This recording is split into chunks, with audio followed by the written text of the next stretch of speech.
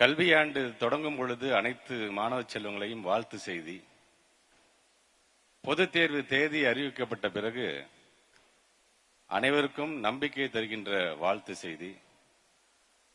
தேர்வு முடிந்த பிறகு அதற்கான ரிசல்ட் வந்த நாளில் அந்த பிள்ளைகளுக்கெல்லாம் தன்னம்பிக்கை ஊட்டுகின்ற செய்தி, உங்களுக்காக நான் இருக்கிறேன் என்று சொல்லக்கூடிய செய்தி. கல்வியாண்டு முடிந்து விடுமுறைக்கு செல்லும் பொழுது அனைவரும் பயனுள்ள வகையில் அந்த விடுமுறையை நீங்கள் பயன்படுத்திக் கொள்ள வேண்டும் என்கின்ற அந்த ஒரு அக்கறையான செய்தி.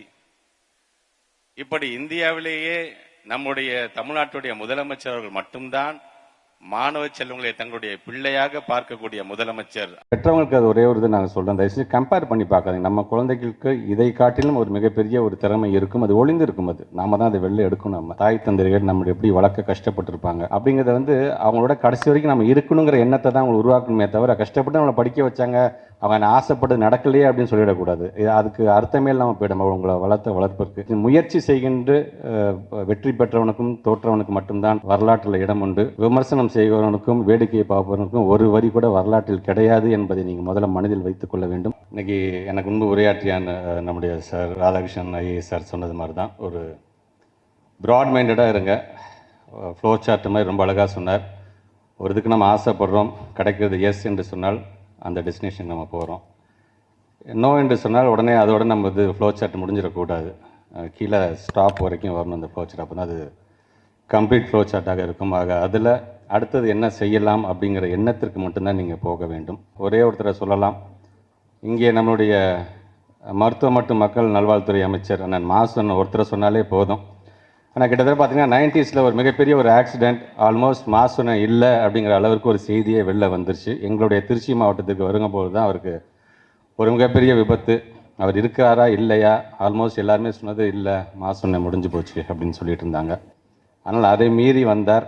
இன்றைக்கும் அவர் முட்டியில் அத்தனை பிளேட் வச்சு தான் இருக்குது. ஆனால் அதோடு எத்தனை சாதனைகள் இன்றைக்கு மராத்தான் அப்படின்னாலே அது மாசு என்று சொல்கின்ற அளவிற்கு பல இடங்களுக்கு தனக்கு வாய்ப்பு கிடைக்கும் பொழுதெல்லாம் இன்றைக்கு தன்னை நிரூபித்து கொண்டிருப்பவர். இதெல்லாம் நமக்கு ஒரு மிகப்பெரிய ஒரு பாடமாக இருக்கின்றது. இதெல்லாம் நம்ம பார்த்து கற்றுக்க வேண்டும். நம்ம இன்றைக்கி இந்த மாதிரி ஒரு முயற்சியை செய்ய வேண்டும். இது போன்று நான் மாணவ செல்வங்களுக்கு ஒரு அறிவுரைகளை வழங்க வேண்டும், ஒரு தைரியத்தை கொடுக்கணும், ஜெயிச்சு காட்டுவோம் வா அப்படிங்கிற நிகழ்வை நடத்தணும்னு அவர் ஆசைப்படுறதெல்லாம் பார்த்திங்கன்னா, இதெல்லாம் நம்முடைய மாண்புமிகு முதலமைச்சர்களுடைய வளர்ப்பு, அவருடைய சீடர் அப்படிங்கிறதுக்கு இதெல்லாம் ஒரு எடுத்துக்காட்டு தான். என்ன கேட்டால், மாணவ செல்வங்கள் நீங்கள் 12ஆம் வகுப்பு வரைக்கும் நீங்கள் எங்களுடைய கட்டுப்பாட்டில் இருக்கீங்க, பள்ளி கல்வித்துறை கட்டுப்பாட்டில் இருக்கிறீங்க. என்னை பொறுத்த வரைக்கும் நீங்கள் எங்களோட இடம் உங்களுக்கு பிறந்த வீடு, புகுந்த வீடு என்பது உயர்கல்விக்கு நீங்கள் போகிறீங்க. போகிற இடத்துல நீங்கள் நல்லா இருக்கணுங்கிறதே ஒரு தாய் தந்தை ஸ்தானத்திலிருந்து எங்களுடைய டிபார்ட்மெண்ட் உங்களை கவனிச்சுக்கிட்டே இருக்கும். எங்களுடைய அவுட்புட் கரெக்டாக போய் சேருதான் நாங்கள் பார்த்துக்கிட்டே இருப்போம். பெற்றவங்களுக்கு அது ஒரே ஒரு இது நாங்கள் சொல்கிறோம், தயவுசெய்து கம்பேர் பண்ணி பார்க்காதீங்க. நம்ம குழந்தைகளுக்கு இதை காட்டிலும் ஒரு மிகப்பெரிய ஒரு திறமை இருக்கும், அது ஒளிந்து இருக்கும். அது நாம தான் அதை வெளில எடுக்கணும். பெற்றவங்க முதல்ல நம்ம பிள்ளைங்க மேலே அந்த நம்பிக்கையை நீங்கள் வைக்கணும். இந்த வெற்றி தோல்வி அப்படிங்கிற அந்த மதிப்பெண் அப்படிங்கிறலாம் தயவு செஞ்சு அந்த மதிப்பெண் தான் நம்மளை மதிப்பீடுன்னு தயவு செஞ்சு நினைக்காதீங்க. அப்துல் கலாம் அவர்கள் சொல்லியிருக்காங்க, நம்ம கனவு காணுங்கள்ந்து. அந்த கனவை காட்டிலும் அந்த கனவை தாங்குகின்ற நீங்கள் தான் எங்களுக்கு முக்கியம். அந்த கனவு எப்படி வேணால் இருக்கலாம், ஆனால் அதை தாங்கி பிடித்து கொண்டிருக்கின்ற நீங்கள் எங்களுக்கு முக்கியம். நீங்கள் உங்களுடைய வாழ்க்கையில் எல்லா விதத்துலேயும் நீங்கள் சக்ஸஸ்ஃபுல்லாக வரணும். நான் இதுதான் தேர்ந்தெடுத்தேன், நான் இப்படி தான் நான் போகிறேன் அப்படின்னு தயவு செஞ்சு நீங்கள் நினைக்கக்கூடாது என்பதற்காகத்தான் இந்த கூட்டம். என்னை பொறுத்த வரைக்கும் நீங்கள் எல்லாருமே வெற்றி பெற வேண்டும், எல்லாத்துக்குமே கிடைக்க வேண்டும் இந்த ஆசை எங்களுக்கு இருக்குது என்று சொன்னாலும், அப்படி இல்லாத பட்சத்தில் நீங்கள் உங்களை அடுத்த கட்டத்தில் நம்ம என்ன செய்ய வேண்டும், வெற்றியோ தோல்வியோ உன்னை நீங்கள் செதுக்கி கொண்டே இருங்கள்.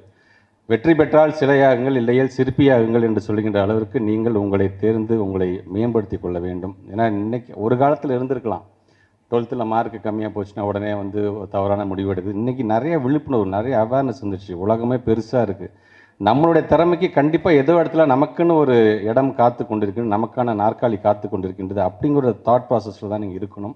அதற்காக அவங்க தேடி நாங்கள் இது போன்ற ஒரு இது அறிவுரைன்னு கூட சொல்ல முடியாது. நீங்கள் தயவு செஞ்சு நம்மளுடைய குடும்பத்தை நினச்சி பார்க்க வேண்டும். நம்முடைய தாய் தந்தையர்கள் நம்மளை எப்படி வளர்க்க கஷ்டப்பட்டிருப்பாங்க அப்படிங்கிறத அவங்களோட கடைசி வரைக்கும் நம்ம இருக்கணுங்கிற எண்ணத்தை தான் அவங்க உருவாக்கணுமே தவிர, கஷ்டப்பட்டு நம்மளை படிக்க வச்சாங்க, அவன் ஆசைப்பட்டு நடக்கலையே அப்படின்னு சொல்லிடக்கூடாது.